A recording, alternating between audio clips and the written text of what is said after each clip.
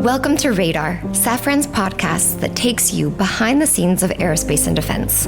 I'm Kayla Rourke, and in each episode, I meet with guests to explore an exciting topic that shapes our industry.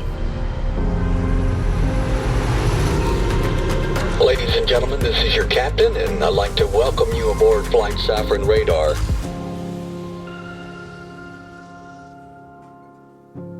Hello, everyone, and welcome to Radar.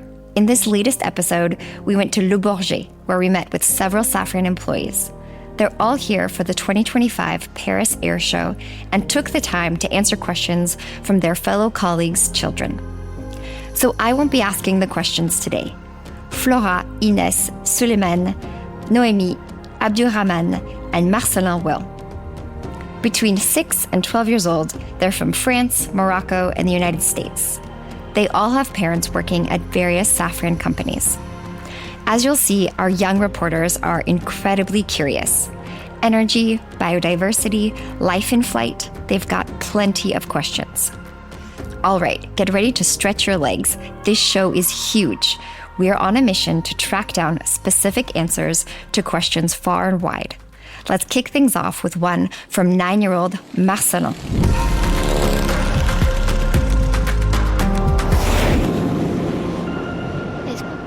Will we be able to do everything we normally do in a plane? Thanks for that question, Marcellin. To answer it, I'm with Fabien Lansade. He is the VP of Sales at Safran Passenger Innovation. Hello, Fabien. Hello, Marcellin. Hello, everyone. If I were to sum up Marcellin's question, it's basically, will we be able to live our normal daily lives on a plane tomorrow? Absolutely. In my opinion, this is already a reality today. Safran entered the in-flight entertainment market about 15 years ago with the goal of making onboard systems reliable. I think all adults, parents and children have experienced entertainment systems that stop working in the middle of a flight. Unfortunately, that's not the best way to keep kids entertained. Safran's system is reliable and cost-effective, which makes it accessible to all airlines. That means, Marcellin, tomorrow, when you are on a plane, you'll almost likely be able to watch videos, listen to music, and play video games.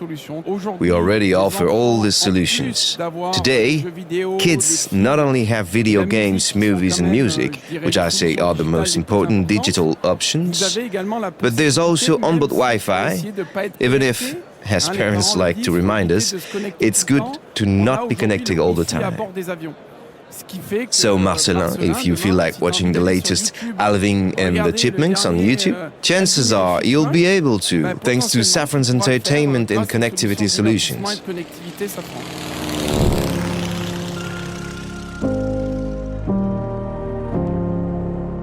Will we be able to build airplanes using materials that come from nature?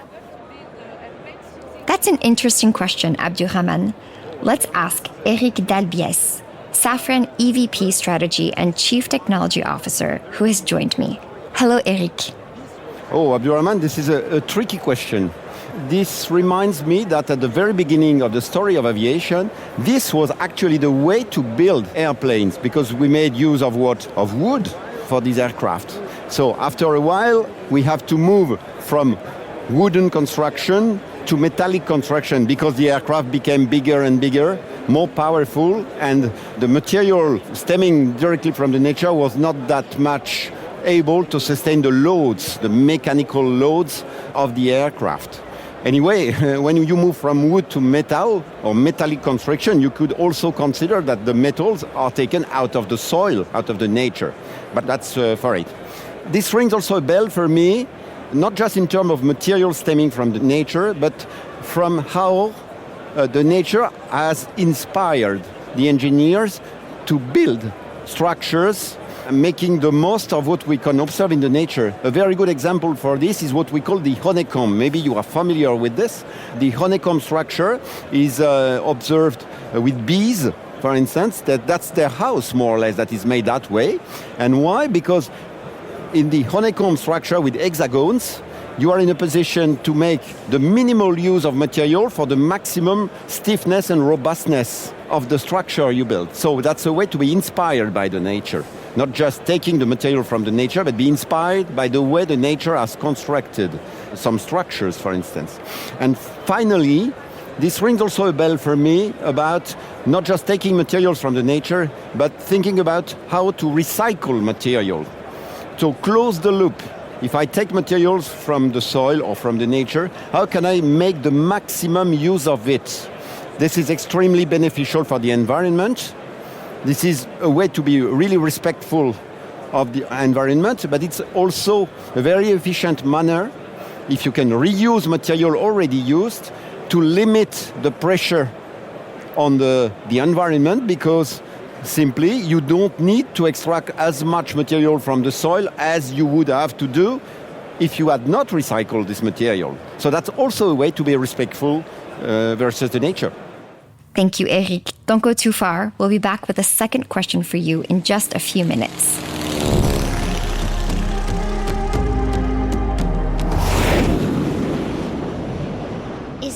Will planes soon be able to fly entirely on electricity, like electric cars?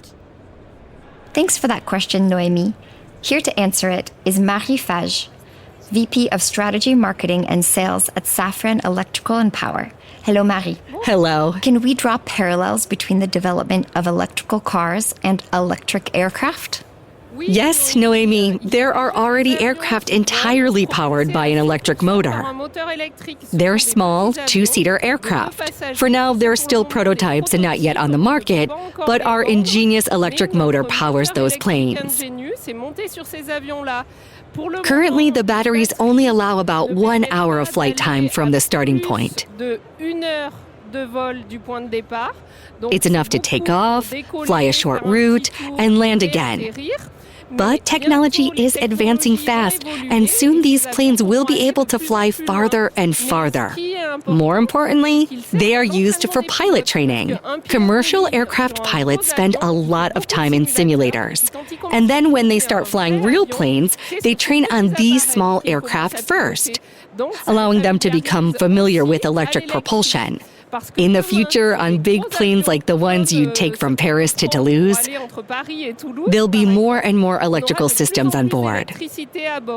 They won't be fully electric planes, but what we call more electric aircraft. The RISE engine, which Safran is developing to prove that the next generation of engines is feasible, will be a hybrid.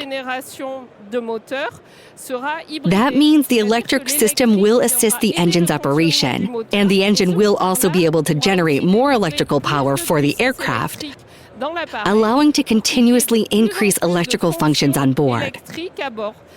For example, planes could taxi to the runway using electric power only, without starting up the traditional engines. That's important because on short flights like from London to Frankfurt, planes spend more time on the ground than in the air. Reducing emissions on the ground is a big step forward. We strongly believe in electric aviation at Safran, and we're going to get there. Thank you, Marie. Thank you very much.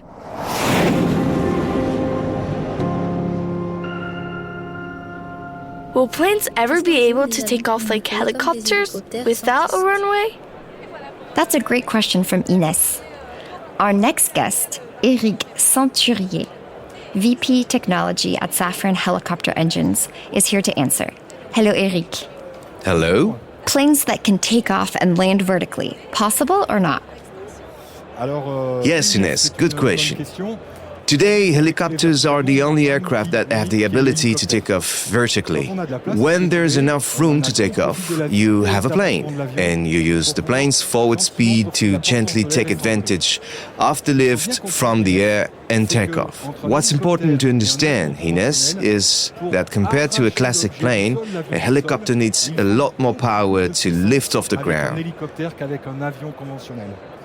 That's why we currently fly planes with wings when there's runway and use helicopters for vertical takeoff. However, This will start changing in the coming years, as new types of aircraft are emerging with systems that use multiple small propellers. These allow planes to combine efficient long-duration flight with vertical takeoff or takeoff from a very short runways, depending on the design, thanks to these new technologies. So, to answer your question, yes, it will happen one day. In fact, at Safran, we are developing a device called a turbo generator, which is designed to generate electricity to enable vertical takeoff and power several small propellers. Thank you, Eric.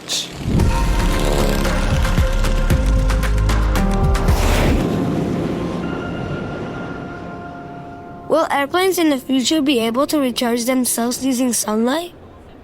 To answer Souleymane's question, let's go back to Eric Dalbiès, EVP Strategy and Chief Technology Officer at Safran, whom we heard from earlier. Are aircraft that recharge using sunlight a dream, a reality, or a bit of both? Soulaymane, I don't know if you know, but this is already a reality. It's been the case for a very unique aircraft that flew over the world a few years ago. Maybe you were aware of this Solar Impulse project led by adventurer and explorer Bertrand Piccard. He built a giant aircraft, more looking like a glider, not a commercial aircraft. It was just a glider, but a huge one, so big that it was almost the size of an Airbus 380, the biggest airplane ever produced in the world in terms of wingspan. But it did not convey over 500 passengers like the A380. It just conveyed one pilot. And it was propelled by an electric motor, recharged by solar cells, put on top the wings. So it does exist already. Is it possible to turn this into a commercial reality, to put it at scale for commercial aviation? Probably not. For sure not in a near future, probably not even in a further future, because we will be very rapidly limited by the possibility for the solar cells to recharge rapidly the batteries of such an aircraft. And the batteries do weigh a lot. It's a lot of weight on board the aircraft. And as you know, weight is the enemy of aviation. So for all these reasons, plus the fact that if you want to ensure regular service with a solar aircraft, you need the sun. And the sun is not always shining everywhere. So for this reason, probably this will not be the major solution for commercial transport in the future. Thank you, Eric, for that explanation.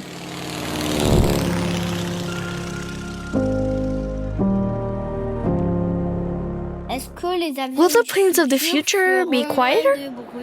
That's Flora's question. Jean-Michel Boiteux, an acoustic emeritus expert from Safran Aircraft Engines, joins us to answer this question. Hello? What can you tell Flora, who is concerned about aircraft noise? Yes, there's no need to worry. We're actively working to reduce aircraft noise. There are several areas where we can reduce the noise that aircraft produce. Take the engine, for example. Engines have a cowling, the covering around them. What you see when you look at an aircraft's engine is the cowling.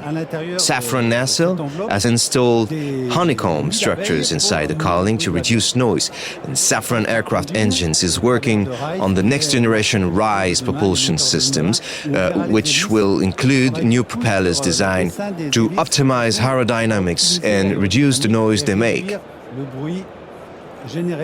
Safran landing system is focused on reducing the noise made by landing gear during approach when the gear is extended.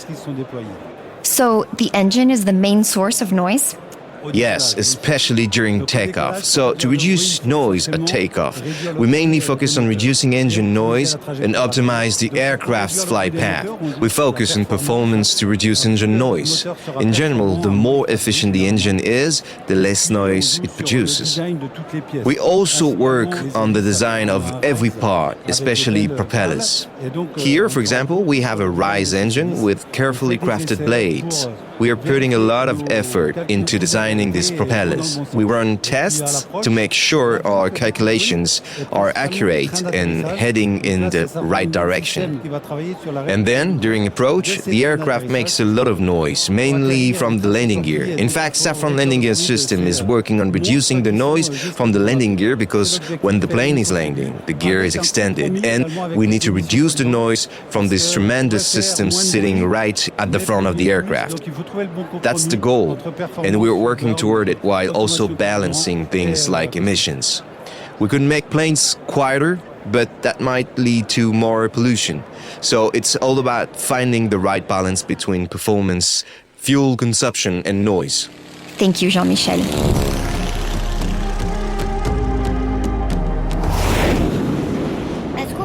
Will we ever be able to fly a plane without a pilot, like a giant drone?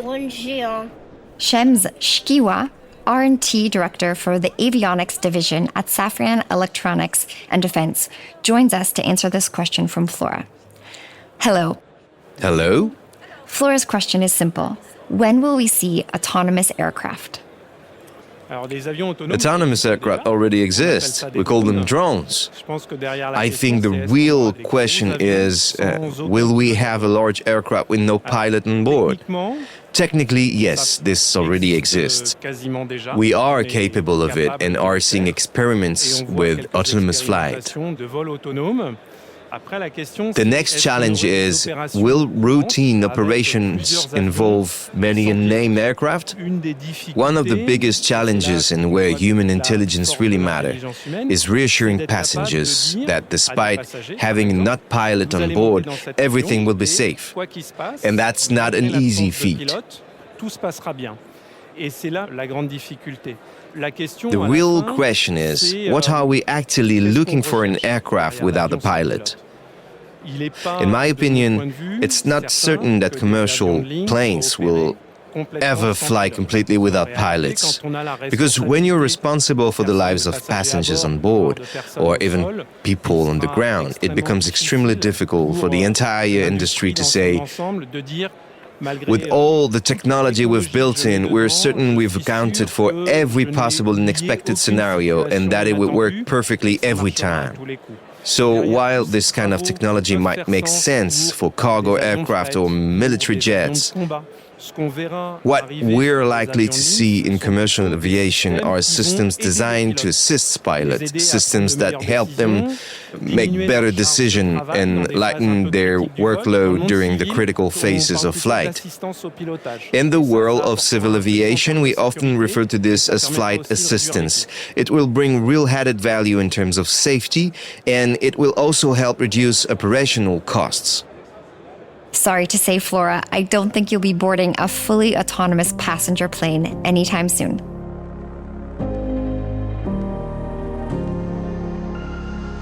And that's it for this special episode of Radar, which, just as a reminder, was recorded at the Paris Air Show in Le Bourget.